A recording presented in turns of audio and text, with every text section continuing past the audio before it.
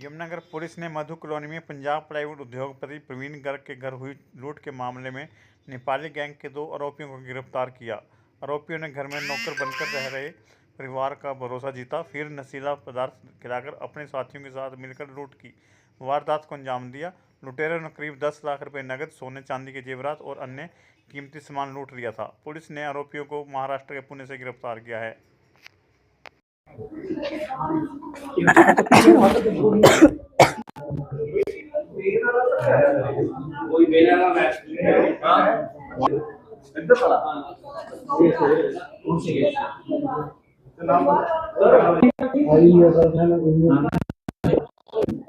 ऐसा बंदर को उछाल मारता है। गेट खुला था, काम मिला था दवाई।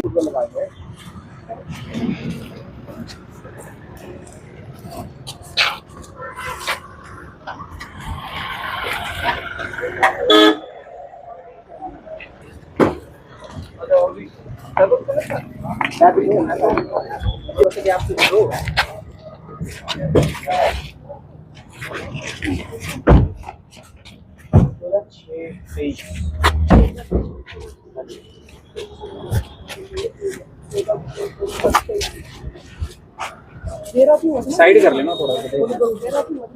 हाँ 10 बजे सर कितने आरोपी आगे से आगे चलो, कर लो।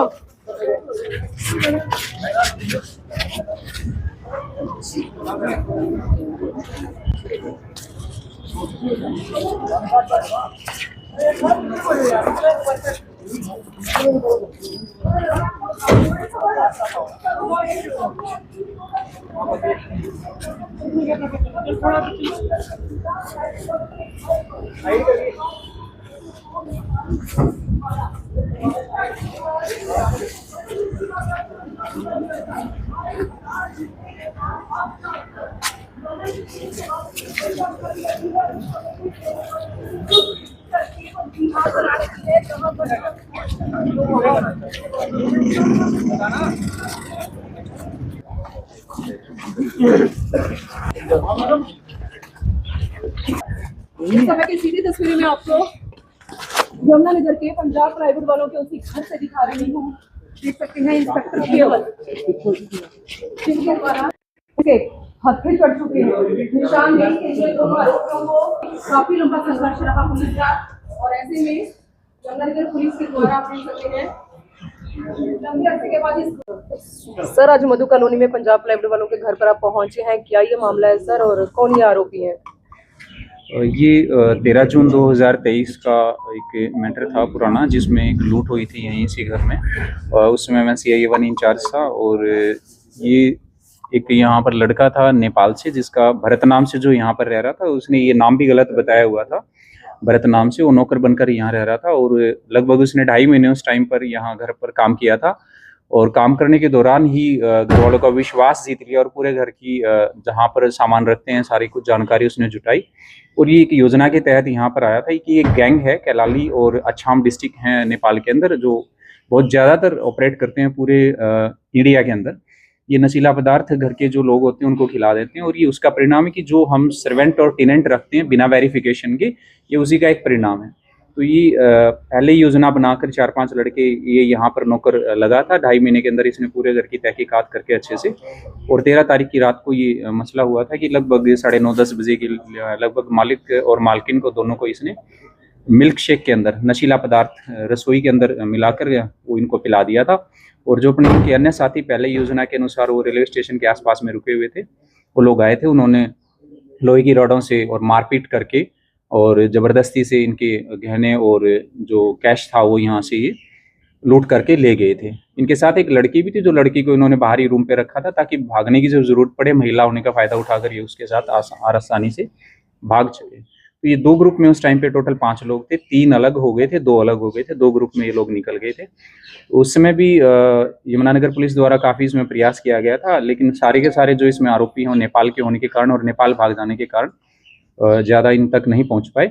और लगातार अभी 2.5 साल से मेरा इस पर निरंतर निरंतर मैं इस पर काम कर रहा था, क्योंकि मेरे लिए भी एक ये चैलेंज था कि भी हमारे जिले में एक ऐसी वारदात हुई है और जितने भी बीच में कप्तान साहब आए, एसपी साहब, वो भी पुराने जो मैटर अनट्रेस मैटर उनको देखते रहते हैं। और जो हमारे एसपी साहब हैं अभी यमुनानगर, इन्होंने भी इस मुद्दे को बड़ी संजीदगी से देखा था और ये भी डिस्कस करते रहते थे कि ये पुराना मैटर है और ये पेंडिंग क्यों है, ये बड़ा ही हीनियस क्राइम है। तो इसमें फिर 2.5 साल के प्रयास के बाद लगातार जितनी भी देश में ऐसी घटनाएं हुई हैं, हमारा एक सोशल मीडिया का प्लेटफॉर्म है पुलिस का, एनपीसी के नाम से, नेशनल पुलिस ग्रुप, उस पर हम जुड़े हुए और उन घटनाओं पर हम आपस में जो पुलिस वाले हैं अलग अलग स्टेट के, वो चर्चाएं करते रहते हैं। तो सारा डाटा जो हमने तैयार किया है मैंने, उन घटनाओं से, जहाँ भी ये घटना हुई, दिल्ली के अंदर हुई, लुधियाना के अंदर हुई है, बॉम्बे के अंदर हुई है, अभी अभी हाल ही में थोड़ा टाइम पहले पुणे के अंदर हुई है, तो काफ़ी जगह ये घटनाएं थी। उन सभी घटनाओं का निष्कर्ष निकालकर, उनसे डाटा इकट्ठा कर उनमें क्लू निकला था कि जो इस वारदात से संबंधित एक संदिग्ध लड़का जो यहाँ भरत नाम का नौकर बनकर रह रहा था, वो पुणे में आजकल है। उसी पर पहले भी मैं 2 बार इसमें पुणे गया हूँ। तो साहब ने जब एसपी साहब के साथ इसकी हमने डाटा शेयर किया, उनको बताई, तो एक एसआईटी इसमें बनाई गई थी और एसपी साहब की कुशल नेतृत्व में और एएसपी साहब के दिशा निर्देशन में हमारी टीम पुणे गई। पुणे जाकर जब हमने वहाँ जांच पड़ताल की तो ये लड़का हमें वहाँ मिल गया था। अब शक्ल में 2.5 साल के अंदर काफ़ी चेंज आ चुका है। संदिग्ध था हमारे लिए और उस टाइम हमारे पास कोई ऐसी एविडेंस नहीं थी, तो इससे पूछताछ की तो इसने सिरे से खारिज कर दी और ये इतना कॉन्फिडेंट था, इसने ये कहा कि मैं उन पीड़ित जो है उनके आमने सामने होने के लिए तैयार हूँ, मैं कभी गया ही नहीं हरियाणा। ये दूसरा लड़का भी इसके साथ था कि हम चल सकते हैं। इनको ये लगा था कि भी 2.5 साल पुराना मैटर है, कोई फोटो वगैरह कुछ हमारी कुछ है ही नहीं, सब लोग भूल चुके होंगे। और ये ऐसे हमारे साथ आए तो इनको परसों अरेस्ट किया गया था और कल माननीय न्यायालय में पेश करके इनका 6 दिन का पुलिस रिमांड लिया गया है। इनके 3 साथी और हैं जिनको गिरफ्तार किया जाना है, तीनों वो भी नेपाल बेस्ड हैं। और इसमें अभी आज निशानदेही करवाने के लिए घटनास्थल की हम इनको लेकर आए थे।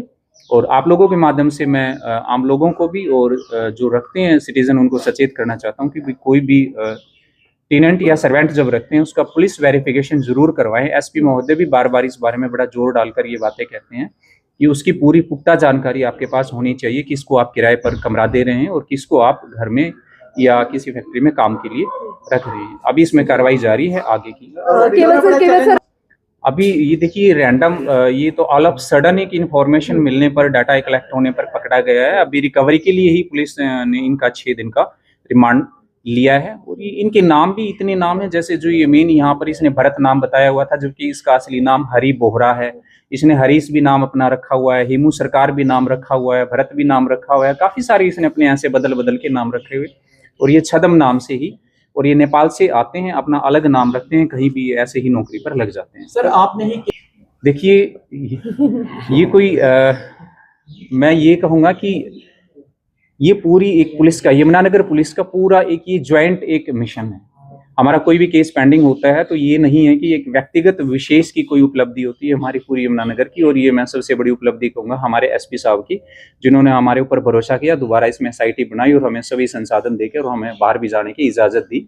और मेरे लिए ये केस एक जिद था, क्योंकि ये मेरे टाइम का पेंडिंग केस था, तो मुझे इस पे एक जुनून आप कह सकते हैं, मुझे एक जिद थी कि यमुनानगर पुलिस के लिए कि भाई ये स्टिग्मा टाइप मुझे महसूस होता था। मैंने लगातार इस पे डाटा का एनालिसिस किया है और ये 2.5 साल की मेहनत है, परिणाम आप लोगों के सामने है। जो अभी तक हमारे पास पूछताछ में आया है, ये पहली बार पकड़े गए हैं और हम काफी संदिग्ध इनकी घटनाएं, इनकी मूवमेंट के साथ जहां ये लोग रहे हैं इंडिया के अंदर, हम वहां की पुलिस से तालमेल करके पता करा रहे हैं कि वहां अगर इस टाइप की कोई वारदात है तो उनके साथ इनकी फोटो, सीसीटीवी पुरानी वो शेयर करेंगे और वो हम अभी इन्वेस्टिगेशन में डाटा एनालिसिस कर रहे हैं। सर बाकी क्या लगता है सर? इस बारे में अभी कुछ नहीं कहा जा सकता, लेकिन मैं आपको एक प्रॉमिस जरूर करता हूं कि वो भी सलाखों के पीछे होंगे।